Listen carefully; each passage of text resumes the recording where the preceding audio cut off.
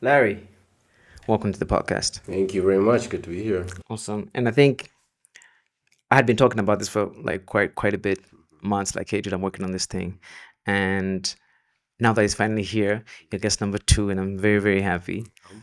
Um, but I know one thing for certain that I've been trying to knock on your door to be like, hey, dude, I want to share this idea. Like, yeah, I'll get back to you. We'll make time. I mean, we work like meters apart, Yeah. right? Your office is like here, mine is like down there. Yeah. To get a hold of you is a stretch. Okay, a stretch or whatever. It's hard, Mhm. right? It's pretty difficult. How do you manage to balance your time, work, your father, and church elder? Yeah. That's one equation right there. Like that is insane to balance. How do you do it? Yeah. I always say I don't I don't balance. It's because it's hard. It's a balancing act, right?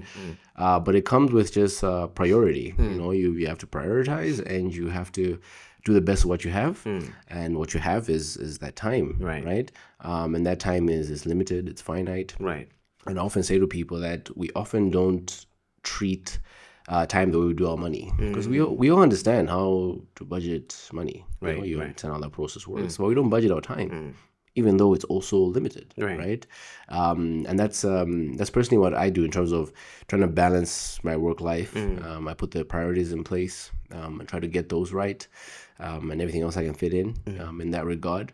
I mean, I'm a project manager, so like I'm a bit of a productivity nut, but I do a bit of a time budget. And when I say that, I'm not talking about a schedule. Right. A schedule is something else. Like you allocate time and so on, but a budget works the same way it does with a money budget, Right. right? You want to see where everything goes because if it goes here, it can't go there, right?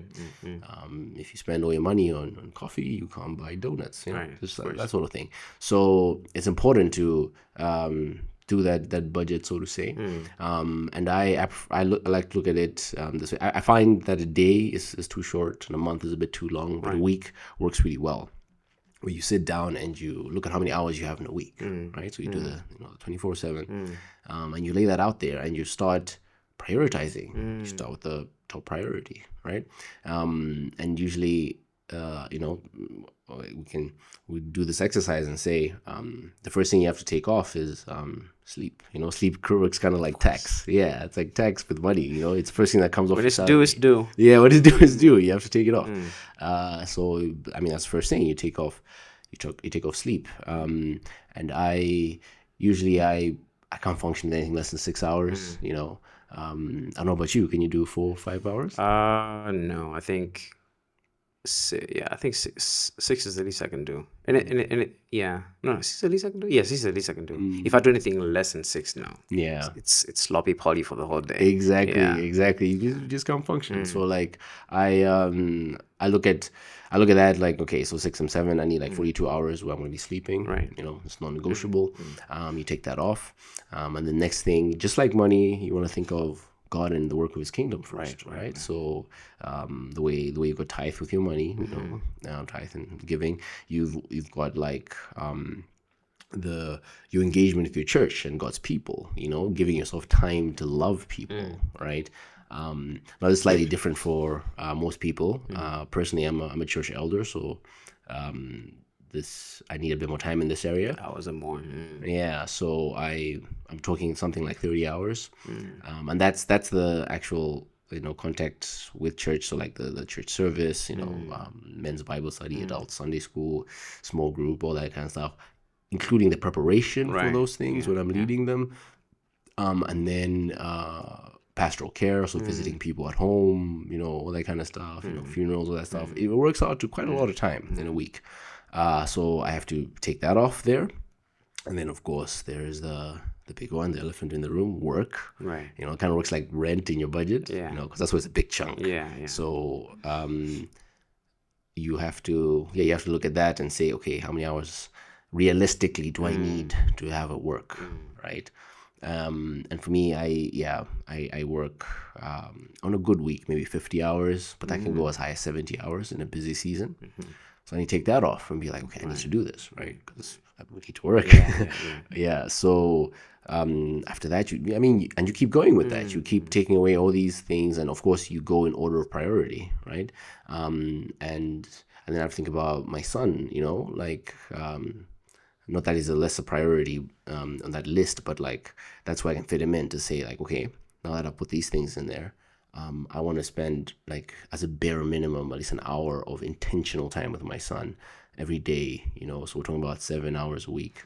So I need to take that off there, right? And that's important to me because I don't want to work out everything else and then see how much time I have left. So basically giving him the leftovers. Like, okay, I've done everything else. Now you can have the remaining time and energy I have. That's not okay, right? It's not okay. And you keep going with that, right? You remove things like commute. And you can be as detailed as necessary, where like you look at your commutes, you look at, showering and like cleaning and cooking and like all that kind of stuff, maybe 4 hours a day, spread that out, all that kind of stuff. And when I did this exercise, what I realized was that at the end of it all, after I had subtracted, I had about 6 hours left for recreation. And then I looked at that and I thought to myself, like, I'm pretty sure I do 20 hours easy, like, nights out and things like that. The other day alone, I gamed for 4 or 5 hours, So it kind of opens your eyes to where you're wasting time. Right. Because just once you've done that budget, you start moving things around, again, just like money. You start realizing like, ooh, yeah, maybe I can't be buying coffee every day. That's not okay. I'm gonna have to move that to here, and so you do the same with money, right? So that's how I try to balance. It's simply by trying to get the priorities right. Because at the very least, like you're like, okay, at least for this week, if I am to say I had a good week, these things need to be in order. It's okay if I don't go to, I don't know, karaoke or trivia night, but it's not okay if I like my son. So you want to keep those things in order. So that's the way that you do balance. Clearly, you're wearing many hats, right? And I think you've got the engineering side, you've got the family business and everything happening, right? That's already a lot to get into. But I think one thing that is definitely very obvious in our generation is like divorce rates are crazy. And I know you being a church elder, there's like a bunch of people also knocking at your door, like, oh, we're going through this, we're going through that. Like, walk me through what you think is the main cause of the high divorce rate in the country. Yeah, the main cause. There's definitely a number. And it's very debatable what the main cause is. Um, but what I would highlight is a couple of things. I think first of all, it's just a misunderstanding and a lack of commitment to what marriage actually is. Unfortunately, we follow the West in that regard, thinking that we're a post-Christian civilization where we don't need what I would say is the author of marriage himself. God created marriage. He had an idea for it. He had a plan, right? If you try to make toast with a PlayStation 4, it's not going to work, right? And you put the bread there, it doesn't work. So you have to use things how they were designed.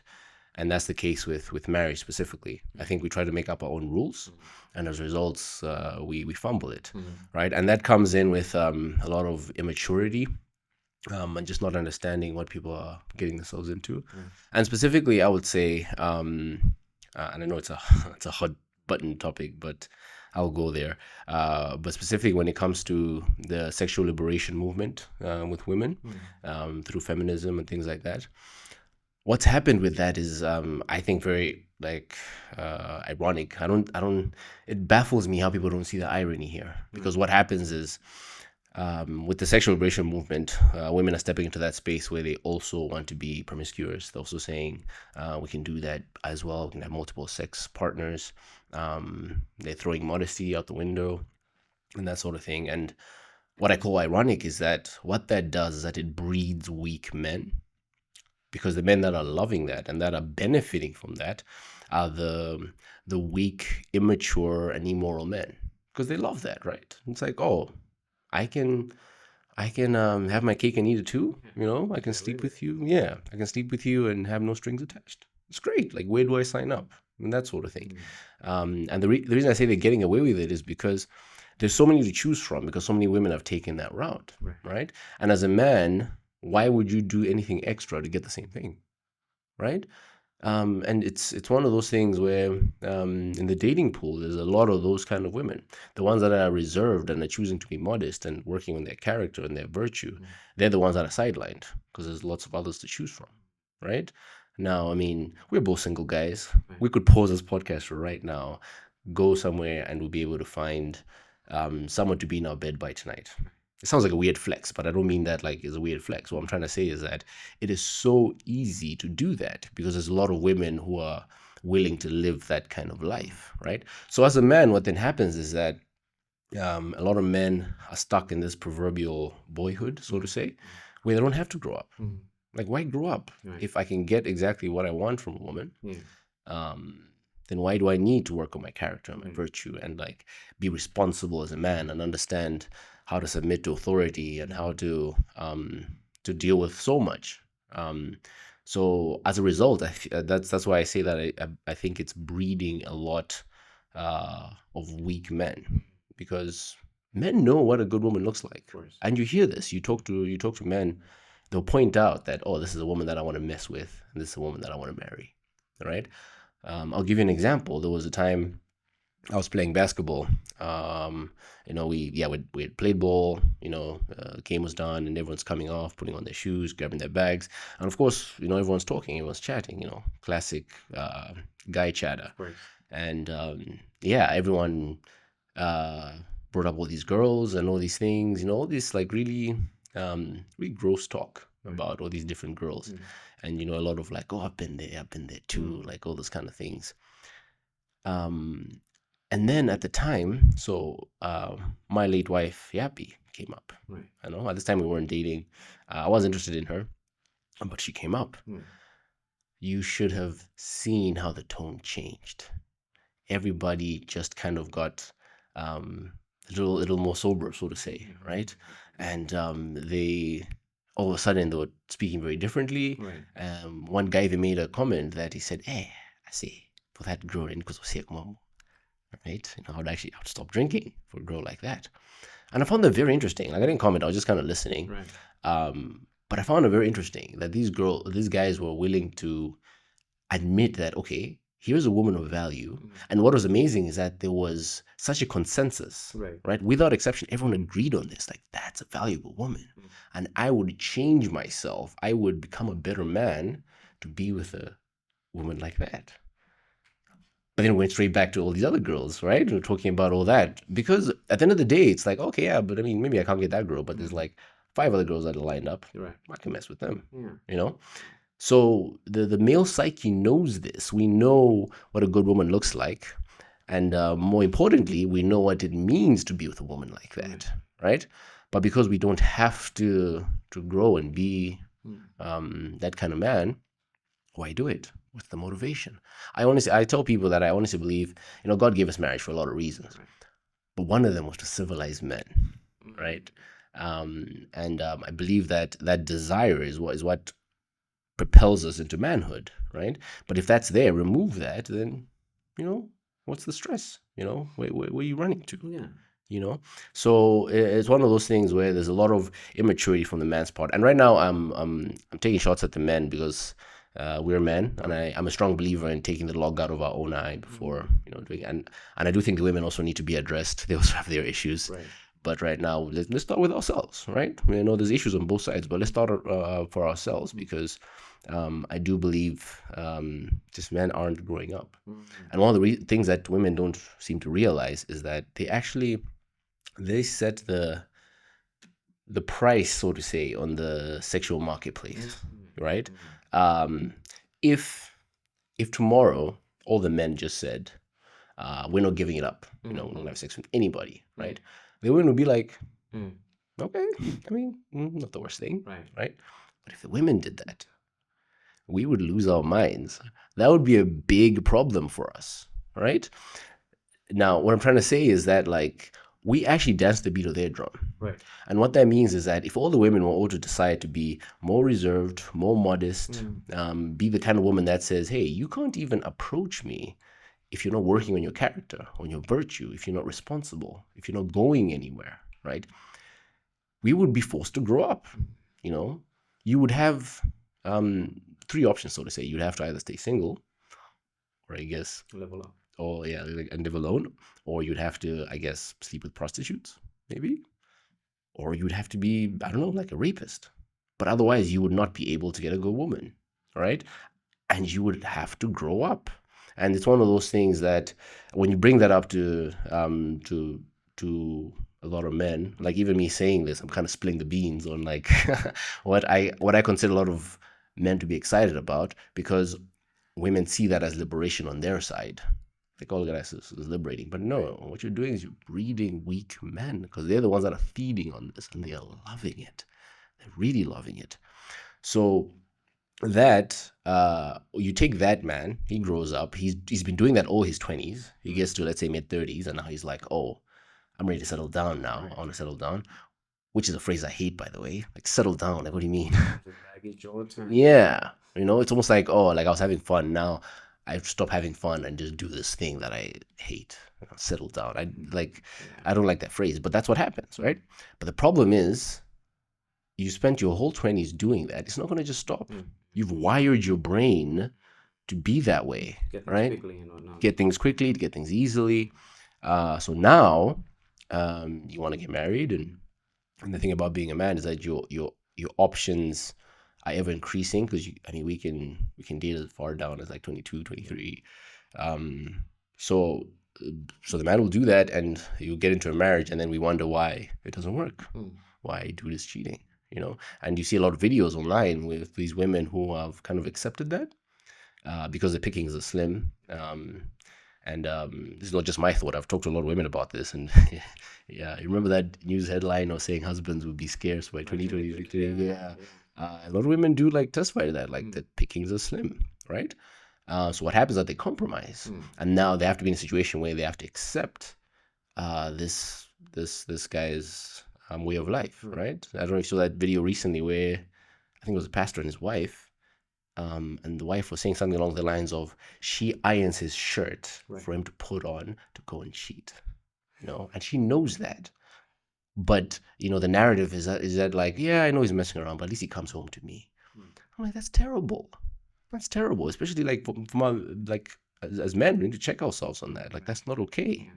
We can't be playing away games like that. That's not okay. But it makes sense, because that's the life you've been living. You've wired your brain to think that way. So to then just switch off and then be committed to be this perfect, it doesn't work that way, right?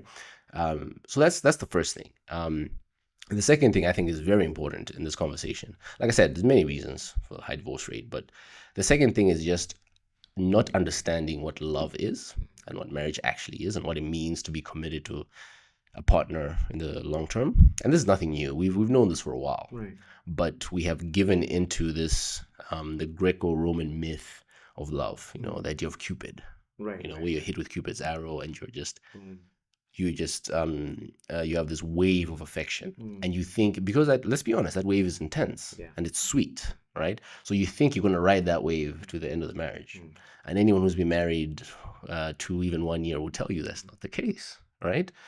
That's love is not just a feeling and an emotion, right? It's a verb. It's something you do, right? It's an act of the will, right? A lot of great definitions of love, but I think my favorite one is one by Bodhi Bakum. He's a Reformed Baptist minister. He defines it as love is an act of the will that is accompanied by emotion that leads to action on behalf of the object. I love that, because it's all inclusive. Whether you say you love your wife or you love Doritos, it fits. It fits the definition, and I love that. And that's a big statement. It requires unpacking. But the main thing is that it's an act of the will. It means you have to get up in the morning and say, hey, I may not like you right now, but I'm going to choose to love you. I'm going to actively do that. And a lot of people don't understand that, And like you said, as an elder, like I do a fair bit of counseling, and it shocks me. It shocks me how much dating couples don't talk about these things. You talk to an engaged couple 2 weeks before their wedding, and there's so many things they haven't talked about, right? And I'm like, you guys have been dating 3-4 years. What were you doing? What are you doing? And they're watching Netflix and eating pizza. Like, come on. dating is a time of actual work. And I mean, this is a semi unpopular opinion, but I'm a big believer in doing the hard work first. Um, you get into that relationship and you start with those hard questions. You know, you want to know these things about the person, because then when you see that you're aligned, then you can relax. Right. Then you can go eat ice cream, Yeah. sit in the park, whatever you want to do, Mm. right? And you can do it with a clear conscience, Right. right? Then you can ride that wave of affection, Mm. right? Mm. But if you don't do that, like 2 years in, then you find out all these things. You know, like you hear stories of couples who've been married, or have just gotten married, get a house together. Um, you know, they're setting it up, and you know, one of them says, "Oh, this can be the baby's room." Another one was like, "Baby, I don't want kids." You look at that and you're like, How did we get "How? here? Yeah, how did you get here? How did you not talk about that? How did you get this far without doing that?" And I don't know what it is. I don't know. I don't know if it's a matter of just wanting not to kill the romance. No, because I mean, a lot of us grew up watching rom coms, and what you notice about rom coms and like all these movies is that you got like, you know, guy meets girl. You know, there's a bit of a fix in the middle, whatever, and then at the end they get through it, they get married, and then maybe it ends with them going to the honeymoon, and then movie ends. Right. So in our minds, it's like, oh, the happy ever after kind of sorts itself out. Right. This is where it's all at. And then after that, it sorts itself out. But like, nah, it's not how it works. After the honeymoon is where the real work starts. That's where you actively start loving people. And I don't know even for your listeners, this is probably not going to be news, right? But you see that a lot of people still haven't like wrapped their head around that, and even if they have, they refuse to kind of commit to that idea of marriage, so they make up their own rules. Then it doesn't work, and then they wonder why, right? So that's a big one.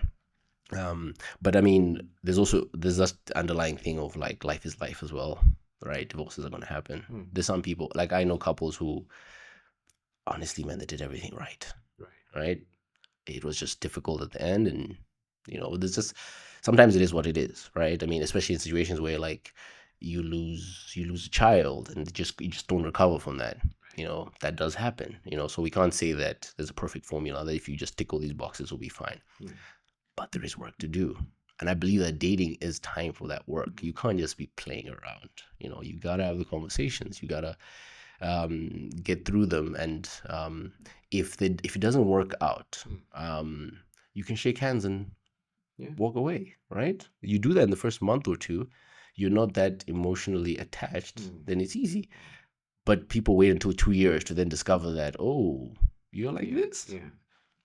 You know, and of course, dating is awkward. Let's be honest. There's no, like, it's not an easy kind of formula, but there is things that are in our control. For a lot of divorces, what I've learned as I'm talking to people, as I talk to married couples in church and all that kind of stuff, and a lot of them won't admit this, but if you hear and read between the lines, you can see that there's things they ignored, and it's the same things they're dealing with marriage. You know, you've heard it so many times before that altar day doesn't change you. You're just the same person. Now you got a ring on and you got a certificate, but doesn't really change you, right? So those same red flags, they're not going to disappear, you know. So yeah, having said that, like, there's a lot of theories why divorce rates keep going up, because I think now we're edging closer to like America and stuff, if not at par. We used to be better, you know, but now we're getting divorced just as much as them, and it's a shame. It's really sad, but yeah, and of course, like this is one of the big things we deal with in the church. Yeah, because unfortunately, the church is not exempt from this as well. I think that's fascinating because there's been a couple of times where I've had like chats with even my friends, obviously you included, and the whole brothers keeper concept, right? I feel like for me it's quite big, right? Because one thing I've noticed about myself is even coming to starting this podcast, right? There's been so many things that I've been working on. You know this from photography, film, whatever, right? But then there's always a different spark in me when I'm with people that also like maybe create content or people that are just making progress in life in general. And there's always this thing of like, hey man, you can actually do it, you can actually do it. They feed me this positive energy that I'm not necessarily sitting at the table trying to dine with the different offers that are being put in front of my face without me calling for them. But one or the other, I take a bite at one or two, right? And I think that's also at a time where I was maybe like drinking every weekend, whatever, all these things. also got to realize like the only way I was able to fix it was like I just switched up two friends and that was it. Wow. Like not like I wasn't feeling like I should go out or anything. Not like I wasn't feeling like I should go drinking, but because I wasn't hanging out with these two anymore, it's just easier, Yeah. right? You've been married, you've counseled people. Do you think many couples who have, let's say, their boyfriend, their girlfriend, their husband, or their wife, who has a bunch of friends that are, let's say, oh, so and so is always cheating on their friend. Oh, God, babe, that could never be me to you. Do you even think that's like a possibility? Because at the end of the day, with friends, you're gonna click. Um, you're gonna click because of something, Yeah. right? At the end of the day, you're gonna click because of something. How possible is it to have a bunch of groups with like mischievous friends and your partner be the odd one out? I'm asking this on behalf of someone else. Yeah, it's a very good question, and we can't run away. The fact that bad company corrupts good character and good morals, but you do hear that narrative quite a lot, where it's like, yeah, I mean, yes, I understand my friends are like that, but that's not me. That's not me. And I mean, it's not impossible. You Right, you of really course, of course. you really can't be. You can be Can't that rule out that person. everybody. Yeah, can roll everyone, but it's it's unlikely. Chances. We've all heard it before that like, show me your friends and I'll tell you who you are. And I know exactly what you're getting at, because that is it's a very common thing, especially in a place where we're not very confrontational as a culture, right? There's a lot of it's, especially men will be hanging out, and one of their friends will show up with their side chick. You know full well he's married, but everyone will turn an eye, and just turn a blind eye and look away. It's that moment where the floor becomes interesting all of a sudden. You're looking down, you're like Counting like tiles. yeah, you're like counting tiles. Like, oh, I thought it was carpet. No, Okay. it's actually tile. Like you pretend you don't see. Yeah. But that's terrible. It's actually unloving, right? You can't just sit beside that and just watch it happen. You gotta have that conversation, and it's not easy to confront someone like that. Usually you end up breaking relationships and things like that, but we have to speak the truth, right? And going back to what you said, like being your brother's keeper means that. It means that I'm there for you as you're there for me, right? It means that even if I don't know, you end up in jail, I'm coming to bail you out, but immediately I'm going to smack you on the head. Like, what are you doing? the heck, yeah, You know what I mean? And that's what it means, to be brothers and to walk together as friends, right? So it's very unlikely to see someone who, yeah, they hang out with these people and they're behaving a certain way. Either they will eventually assimilate, Right. or they are just like their friends and they're just hiding it, and they're just better at hiding it, and that's usually the case. One of my personal rules is, and I've told you this as well, like even when we do go out for a drink or something like that, I need to know that I've got at least two brothers there who can keep you accountable, right? Who can be like, hey, you're wilding, bro. Yeah. Like, Crossing the line here. you're crossing the line. What are you doing? What are you doing? You need that. You need that. I've been in situations where I'm sitting there and I look around the room and I'm like, nope, I could be whatever I want right now. Right. Nobody's gonna hold me accountable, right? I could do whatever, and not only will they not hold me accountable, they'll cheer me on. They'll be like, nice one, man. Like, go for it. That's a terrible situation to be in, right? So when people say things like, oh yeah, it's my friends, it's not me, it's very questionable, because even just by proximity, these guys will allow you to be something that deep down you don't want to be, because God is not a liar when He says bad company corrupts good morals. And I try to make sure that I always outnumber my my friend circles with like-minded individuals. Right. So of course your paths will cross people you don't agree with, you don't see the world, you don't have the same worldview, but you want to, like, at the very least, keep a balance, right? You want to be the odd one out in a bad group of friends, right? You want to be with like people you agree with and maybe two people that you don't, in hopes that you may even win them over, right? But to say that's just my friends, I don't know, man. I'm always like, oh, yeah. No, man, that's quite That's quite a lot to unpack, honestly. And I think even the time I was having a conversation with this person, I managed to refer to a certain sermon I came across in my early 20s, and someone was talking about signs and symptoms of like your partner, right? And it's like, okay, you ignore these things, which is what you addressed even earlier. You ignore all these things, and then like a certain time something happens, and you're like, oh, um, yeah, I mean, has he ever hit you? Like, no, but then when he got angry, he would punch a wall. Like, Like, okay, and then has this ever happened? No, no, but then when you do this, you do that. So it's like, okay, but then these are signs and symptoms of something. And I feel like when you don't address them, over time it grows into something that you even can't even manage. And now it's worse, there's families involved, whatever, there's a union, there's a kid, and all of that stuff. It just gets even crazier. I just want to touch up a little bit on if we had to tackle the issue, right? Because right now it's like, okay, everyone who's married is married. yeah. We can say that's done, right?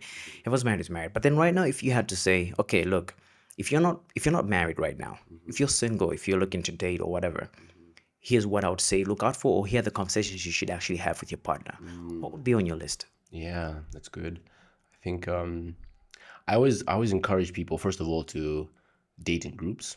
Now I know that's yeah, it's kind of counter culture. I don't mean like double dates or like I just mean like hey, come hang out with me and my friends, right? Or come or let me come out and hang out with your friends. Right. I think that's important because you can see them in their natural element. Right. Or even better, before you've even asked them out and you're just watching them, right? Go do that in a group, right? Because here's the thing about dates. You ask someone out, you go on a date, they're on their best behavior. Of course. They look great, yeah. right? They've done their makeup perfectly. Their hair is great. They're laughing at all your jokes if they're into you. Right. So you get a false perception of this person. Right. But if you're watching them in a group, you can learn so much. You can see how, let's say you're at a bar or a restaurant, you can see how they treat the waiting staff. Right? That's always it's an interesting indicator to me, like how people speak to gardeners and gods and all that kind of stuff. Yeah, some people, speak down on them, whatever. That's a bad sign. It's not a good character trait. You can see their relationship with alcohol. That's an important one, right? I'm a big believer in, the Bible tells us how much wine is a blessing and all these things. But for every verse like that, there's like 9 verses warning you about the dangers, right? So it's something that you have to be very careful with. So you can watch that. You can be like, how's the nature of relationship with alcohol? And then also, how's the nature of their relationship with the opposite sex? Right. Are they very flirtatious, right? In most cases, that's not going to change, right? But yeah, if you're dating, it's just the two of you sitting across the table, you don't see those things. They're going to be, they like, and usually they've done their homework. Right. They probably even know what you like, all that kind of stuff. Yeah, I had a girl ask me this other time about she asked me about like Reach Records and like the state of Christian hip hop. And my eyes lit up and I'm like, whoa, and I went in and I'm like, so in my mind I'm thinking, oh, she must be a Christian hip hop fan. She never listened to any Christian hip hop. Oh. Right? But she scrolled through my page and she saw it's something I like. Plays the game. Yeah, she played the game. She really did, which, I mean, and I ain't mad at that, that's prudent. The game is the game. Yeah, that's very prudent. She asked interesting questions. She knew that I would light up to. So, yeah. But otherwise, when they're in a group, when they're in a setting that is neutral and they're not like trying, then they're themselves. Then you can see like, okay, this is the person. So now you've gone through that, so you're interested and you have asked them out. Now the questions that I would say are important to ask, things like their understanding or view of God specifically. In other words, like, do they believe in a big God or a small God, right? And that's an interesting one because I mean, you ask anyone, they'll say they believe in a big God, obviously. But like when you dig into it, you start seeing that God shrinking. Because when you read the Bible, you see that God is sovereign. Like that's not just his title. He's king, right? He governs what happens. He's someone we're to submit to, right? And you can see that by someone's worldview, and you see it in moments where they want their own way. Right? So now they have to tweak God so that he's okay with how they're living, right? So you want to ask questions along those lines, right? our pastor in a sermon, he gave a really cool illustration about a guy was preaching at a church, and then this man walked in who was his seminary professor. Told him basically everything he knows. He came and sat in the front. So obviously the guy saw him and he got a bit nervous, oh, what's this guy thinking about my sermon? But he kept preaching. 10 minutes later, this guy closed his book, his Bible, got up and like walked out. So obviously this guy is like, what did I do? Right? So he finishes his sermon. He chases after the guy, finds him, and he's like, what was wrong with that? I did everything you asked, I went through the passage like this, I did all the homework, I did my Greek, all that kind of stuff. What was wrong with my sermon? He was like, oh no, there's nothing wrong with your sermon. It was great. All I wanted to know is if you believe in a big God or a small God. And I don't need more than 10 minutes to do that. And I'm happy and I'm proud to see that you believe in a big God. I'm happy about that. So he was apparently doing like a bit of a tour of his students and their churches, just listen to their sermons. So you want to see that. You want to be like, oh, you believe in a big God. Yeah. You don't believe in a God that you manipulate in your head to just be okay with everything you do. Right. So you want to ask questions along those lines. So just before you continue, I hope this doesn't throw you off a little bit. But, no, that's okay. But how feasible is it to even say, okay, I'm pursuing this girl, but she's not Christian, or, you get what I'm asking here. I do, yeah. And that's always a big struggle, isn't it? Right? Especially if you're really clicking, right? You get along and all that kind of stuff. But you do need to lighten up in terms of the worldview, right? Because marriage is not like, it's not just like you guys, like you're playing around and all that kind of stuff. You're building a life together. Right. You're coming together. So it's important that, as the Bible says, that you're not unequally yoked, right? You can hold hands and like walk in the same direction, right? So that's why I brought that one first, because I believe it's the most important one. You need to be able to discuss your plans and visions based on that foundation that you've grown together, right? So I mean, it's a bit of a non-starter, right?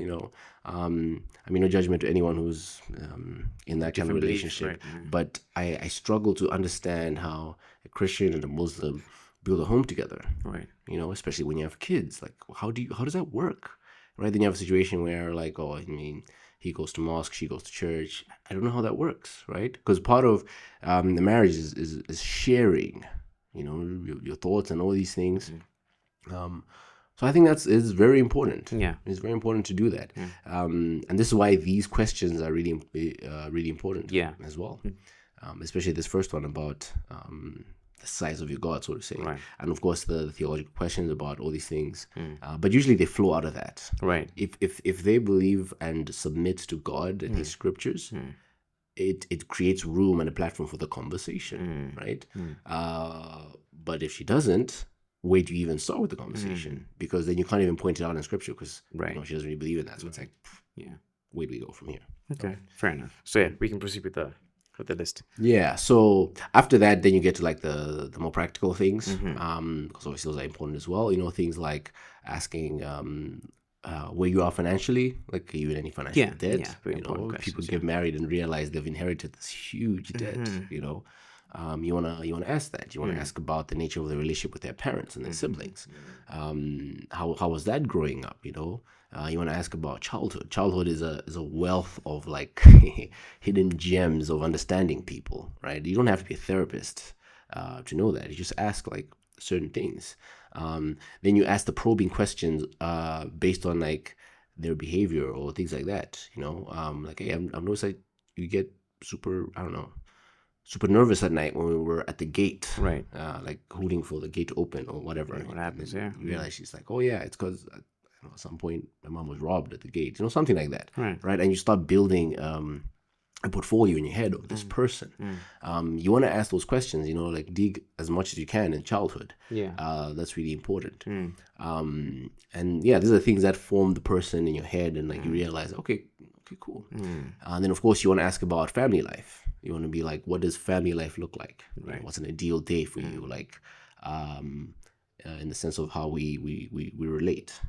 I've got a career, you don't have a career, or I have a career, you have a career. How does that work? What are the dynamics, or at least ideally, what are the dynamics? What do you think about kids? I mean, most people only want one that have kids. I mean, I don't get why, but Yeah. like I think kids are a blessing. You want to talk about that. You want to be like, hey man, I'm thinking basketball team. Like, what are you thinking? Right? You want to have those Yeah. conversations. Yeah. Yeah. And there's a lot of those, and usually the other questions will flow out of those, right? Um, yeah, personally, and I mean, people are free to disagree. You know, I couldn't care less what your favorite color is at this point. Because those are the questions people want to ask, right? Oh, what's your favorite color? Like, no matter the answer, it doesn't Right. affect the initial Yeah. relationship, right? Now, later on, I'll ask that because maybe I want to get you the Valentine's Day gift, and it's a good thing to know. Right. Right. But it doesn't really matter. Another thing that people are really hung up on, and again, maybe unpopular opinion, but I don't, I don't care too much about your body count, Right. right? Like, I mean, I will eventually ask. Mm-hmm. It's a good thing to know. And obviously, uh, there's certain numbers that raise alarms.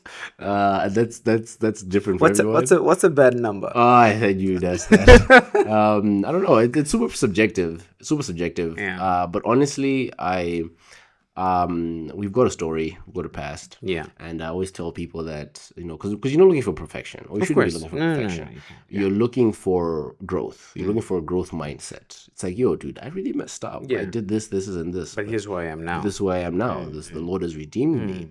Which brings me back to the question of like the importance of getting with a Christian, because you can, not that you don't trust her, but like knowing that Christ is in her and she is in Christ. You Right. can take comfort in that. Right. Right. Like, oh, right. Lord, you're Yes. redeeming this person. So regardless of that number, right? Now, the reason it's important to know, though, is because you can understand the nature of her psyche and understanding, because there's a spiritual element to sex.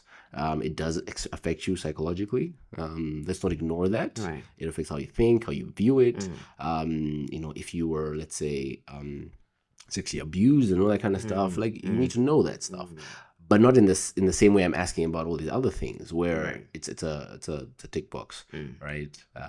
But yeah, but to answer your question, I don't know. Like, I mean, if you're like up towards 20 in the double digits, that's a problem. That's a problem. Yeah. It's like, oh, okay. But not a problem in the sense that it's a deal breaker, Right. but that's just personally. It is a subjective thing. Yeah. But in the sense that, for me, that will, it will pique my interest in the sense that, okay, I need to handle you a bit differently, because you don't do that and not have some sort of psychological damage. Right. Right. And this is true for us as well. You need to be able to share that stuff and talk about it. But my point is, I think that's less important to me than all these other things, because we're moving forward. You live life Right. forward, Of course. right? Of And course. what I want to know is, are you a repentant, redeemed sinner who is following Christ, right? Who has committed yourself to being salt and light? Or are you on leave? Exactly. And honestly, when in your life that happened, I mean, it's up to God. Like, some people, you hear this crazy testimonies, man, of people who are as low as the porn industry and all that kind of stuff, and Christ redeems. He's in the business of doing that. That's what he does, right? So that, to me, again, it's subjective. It's just me. Not that important, I believe. And then so you wanna ask those questions, and you wanna probe, right? And sometimes it's a bit too much, and like I said, you shake hands and you walk away. No harm done. I mean, well, little harm done, but you know what I mean. Yeah. If it's right at the beginning, you're not super entangled, Right, Because right, that's why breakups hurt, right? You Right. get entangled emotionally, and then that's pulled apart, and that hurts. But before that happens, if you have these conversations, and of course you're not gonna cover everything, Yeah. because some things will come up as you Later on, and yeah. as you're dating, and you're like you talk about things will pop up. Some things are more sensitive, so you can't just be like straight up, so you want to like give them time. Right. But there are some things, let's be honest, right? And if you don't know, maybe you shouldn't be dating, because now I'm forced to get to know you alongside you.